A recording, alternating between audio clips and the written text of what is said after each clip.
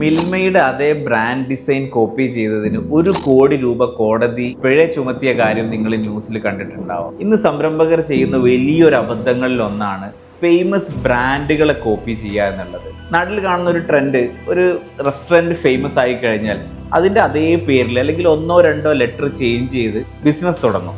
അതൊരു പക്ഷേ വലിയ ലീഗൽ ബാറ്റിലേക്കോ അല്ലെങ്കിൽ നിങ്ങളുടെ ബിസിനസ് തന്നെ ഇല്ലാതാവുന്ന രീതിയിലേക്കോ ആണ് പര്യവസാനിക്കുക. അതുകൊണ്ട് തന്നെ ഒരു ബ്രാൻഡ് സെലക്ട് ചെയ്യുമ്പോൾ നിങ്ങൾ ആദ്യമായി ചെയ്യേണ്ടത് ആ ബ്രാൻഡ് അവൈലബിൾ ആണോ എന്നുള്ളത് ഒരു പ്രൊഫഷണലിനെ കൊണ്ട് ട്രേഡ് മാർക്ക് അവൈലബിലിറ്റി സെർച്ച് എടുക്കുക എന്നുള്ളതാണ്.